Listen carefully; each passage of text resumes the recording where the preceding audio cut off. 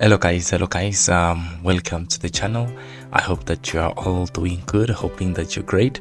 So we are going to talk about some transfer news. Hanamub is very much still linked with Orlando Pirates, and we're going to talk about Amazulu also, with some players who are facing some retrenchment, uncertainties. One of them is Mavuso, and it looks like they're going to give Amazulu a problem, and there can be a potential ban if Amazulu do not fix this issue.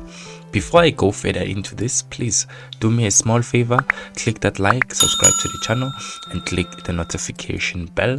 As always, it is very much appreciated, and that's the little way you can help me to grow. As you guys have seen, I make sure that on a daily I come to you with the quality content, and I make sure that it's accurate. So please do me that favor. We are talking Hanamub. This is an Amazulu wingback on the left hand side. I'm sure you guys have watched him. Even now he's playing for Namibia. He's such an instrumental player, and most of you have been saying he's good, and I can attest to it. I've watched him many times, even from last season before that. Pirates has been interested in him, and from what I'm getting, Pirates have reignited their interest on the player. So they've renewed, they've renewed their interest in the player, and from what I'm getting, they're saying that there is a possibility of a swap. Right?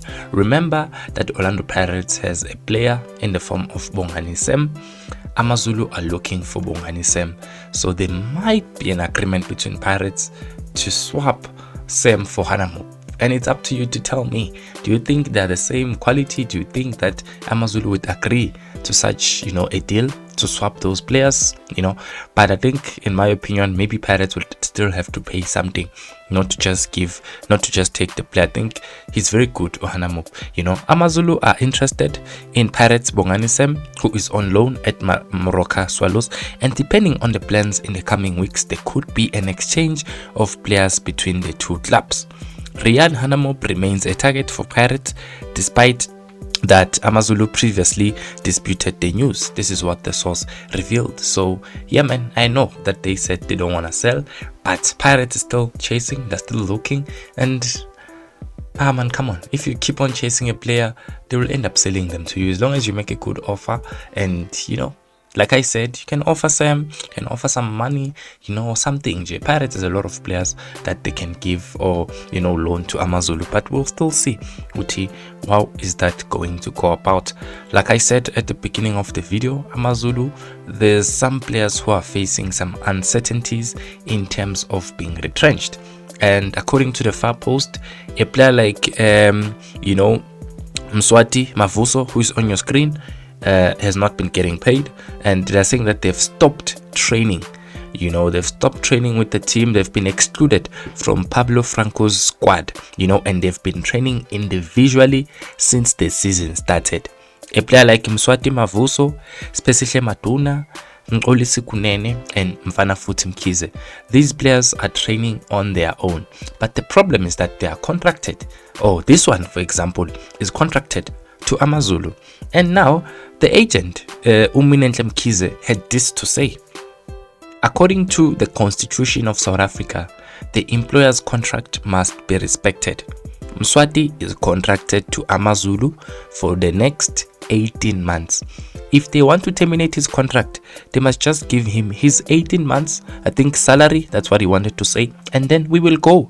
This Section 189 tactic will not work. It is a joke, to say the least. They have tried all sorts of tactics, from delaying his salary to this Section 189.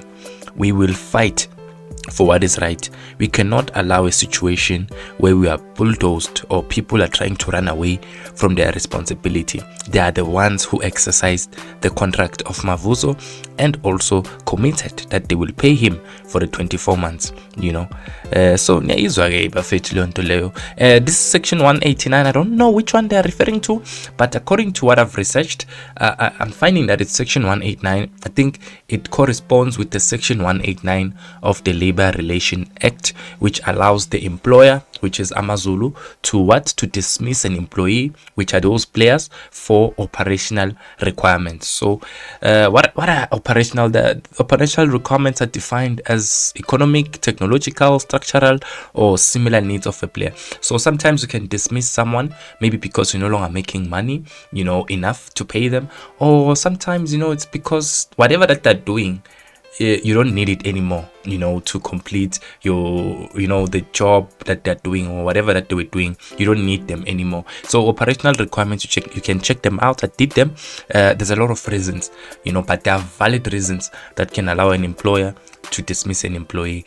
But in this case, hey, it's football. It's going to be very difficult for Amazulu, to rely on that section, because they signed this player and he has not played. And I've seen, I think even Sandile Zungu talked about it. There's somewhere where I heard Sandile Zungu talking about, I don't know who signed this player, because we don't need him. And indeed, this player has not played, but he's in, the Amazulu.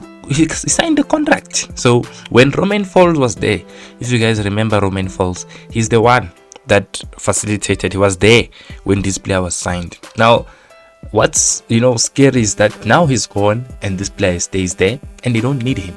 They said that, but the problem is that there's a contract in place, ladies and gents, and you need to be professional.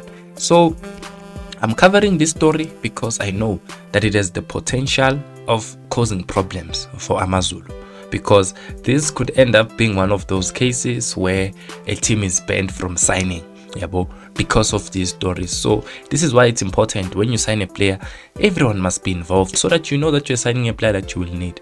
Now the coach is gone, the players are there, and like I said, the other players, Abu Matuna, they're also training. Imagine a player like Matuna. I thought he was quality. He's training on his own since the beginning of the season. He was linked with moving to Chiefs. I don't know if they're still going to take him. It remains to be seen. Let me just move on. So guys, I remember yesterday it was trending. Obviously, Khama Billiat is back and he is training with SuperSport United, and it has now been confirmed by Onismo Pasera, who is a defender for SuperSport United. He says, I think our team is a bit balanced. We have Robler, we have Tyson, obviously we have Ndlovu, we have Ricardo Kos, we have Grant Magiman. He's mentioning those players. So he says that you can see it's a mixture there. So Billiat coming or not coming, it's okay whether he comes or not, but he's a quality player. Everyone knows about that. But right now he's just keeping fit. We do not know what is happening behind the closed doors. We will wait. I mean, any team would love to have Khama with his qualities, so we have our fingers crossed and hope that things will go our side. So one thing I'm getting from there is that he is definitely training with them, like I said yesterday, with the hope of getting a contract. So if he's training and doing well, they'll definitely give him a contract. And he's already heard from Onismo Basera saying that I think any team would want to have such a player, and I agree. I think Khama Billiat is a good player, and SuperSport United, they must not miss this opportunity. I think, in my opinion, they need to sign him. He is a good player, quality, and he's going to be, reconnecting or, with coach Kevin Hunt, who has worked with him before. So I think they should sign him, to be honest. He's back and they are gonna sign him, in my opinion. If they don't, another team will in the past.